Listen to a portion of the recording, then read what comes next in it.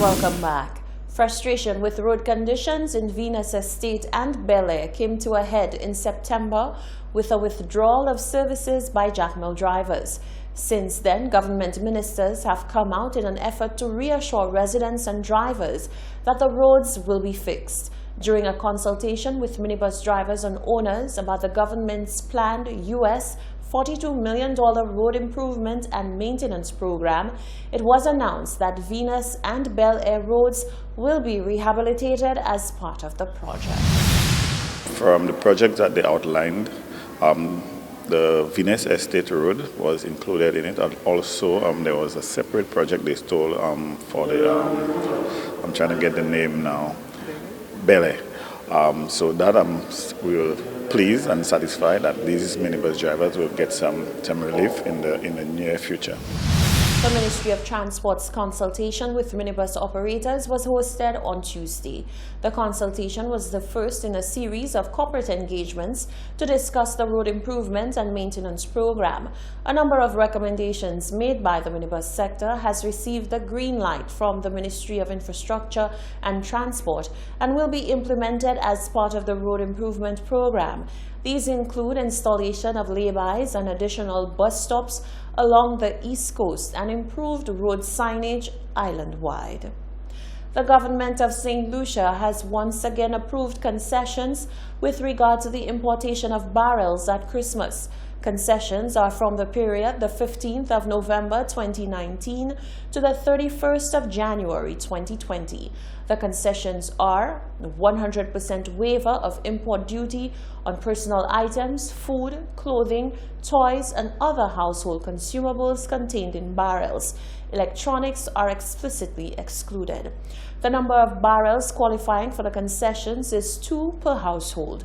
The upper limit on the value per barrel is EC $2,500 on the items qualifying for concessions. Qualifying items must be for personal use and not commercial use. The usual penalties and fines apply if the goods are used for commercial purposes. The Grosley Minibus Association continues to prioritize the health of its members. Its most recent activity has been the provision of free eye examinations to its members on site of the bus stand in the city center. The public relations officer of the Grosley Minibus Association says proper sight is of utmost importance in this profession as passengers depend on drivers to be aware of their surroundings. Jacques Wooding reports. On October 10, 2019, St. Lucia joined the rest of the world in observation of World Vision Day. Annually held on the second Thursday of October, WSD aims to channel global attention to vision impairment and blindness. This year, the call for action on World Vision Day was Vision First. It was a call which the Public Relations Officer of the Grosley Minibus Association, Thomas St. Louis, says was well heard. On Thursday, October 17, 2019, members of the Grosley Minibus Association were greeted at the bus stand with free eye screening. St. Louis says this initiative is of dire importance to the profession of minibus drivers. As you can see, this morning we are having some eye screening program for our members.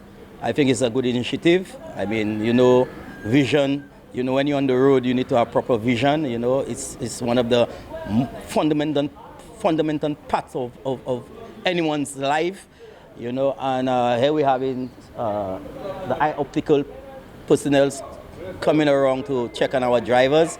I would just like to say thank you to them, and we hope such initiative, is ongoing. It's not just today, but in the future we can have them come around a little more often to screen our members. St. Louis says the Grosley Minibus Association is thankful for volunteers who reached out to facilitate the testing, and he hopes this practice will continue. Well, basically this is the first time we're having it here on the Grosley bus stop.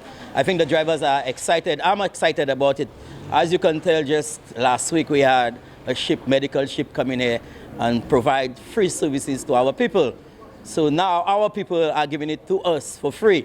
Well, that is very commendable. We appreciate that, and we're looking forward to such more initiatives like that in the future. St. Louis urges other associations to practice such initiatives as they continue to develop the transport sector in St. Lucia. For Hot 7 News, I am Jacques Wooding. In its continuing efforts to launch its Business Incubator and Accelerator program, Invest St. Lucia ISL undertook a 3-day workshop from Tuesday the 8th to Thursday the 10th of October targeted at agencies providing business support services to the local business community. Invest St. Lucia's 3-day training delivered key basic knowledge and skills on how to effectively manage business incubators, accelerators, and co-working spaces. Invest St. Lucia's project coordinator, David Headley, explained the purpose of the workshops. The objective for the workshop was really to bring all the key players and stakeholders within the entrepreneur ecosystem for them to get a better appreciation and understanding of business incubation, acceleration, and how this all ties into developing a business framework. Day 1 covered incubation, acceleration, and co-working models and best practices. The training session provided the agencies with a better understanding of entrepreneurs, business incubation, acceleration, and co-workspace models. Areas covered during Day 2 included client selection, business support services, and governance arrangements. The final day dealt with ecosystem development, mentoring, and the business development process, and allowed the agencies to map a St. Lucia entrepreneurial ecosystem, develop a mentor network, and explore how to develop and implement a business development plan. The workshop was facilitated by Thea Chase of Creda Projects, who is assisting Invest St. Lucia in the establishment of the program. We've been working over the past 4 or 5 months in St. Lucia to work with Invest St. Lucia to come up with an implementation plan for a business incubator. And the objective of the training that we've been doing over the past 3 days is to introduce some of the concepts that are in the proposal plan that we've prepared for ISL. And what we've proposed is the existence of the startup of a business incubation and acceleration hub, which is a comprehensive set of resources and enterprise platforms that supports startups and existing businesses and helps to build the entrepreneurial ecosystem. So that's a lot of terms, that's a lot of words, and so the objective, or part of the objective of the training, is to kind of dissect that and look at that. What does it mean? So what is an incubator? What is an accelerator? And what other types of programs are important and recommended in order to put in place in St. Lucia to really build this entrepreneurial culture that is burgeoning here. So we went through what is this platform, what does it do, how do you run it, how do you start it, how do you establish selection criteria, and what's the process of doing selection, how do you govern it, what kind of management needs to be in place in order to run these things.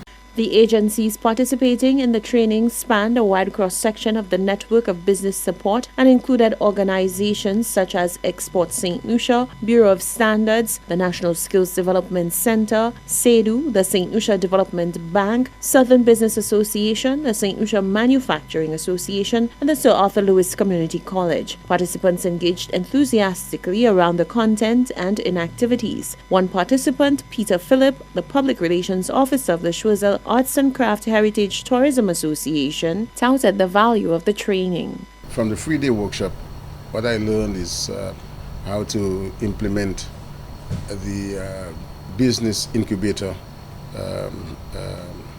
process.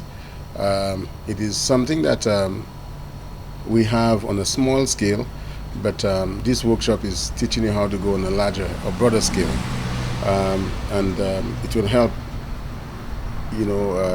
to improve and uplift our level of doing business, not only at a level where we can exhibit our work or produce on a local basis, but also to create a broader market avenue for us as well. Invest St. Lucia is well on its way to launching the Business Incubator and Accelerator program during the first quarter of 2020. This is the Hot 7 TV Nightly News. Tennyson Glasgow is up next with all the sporting action.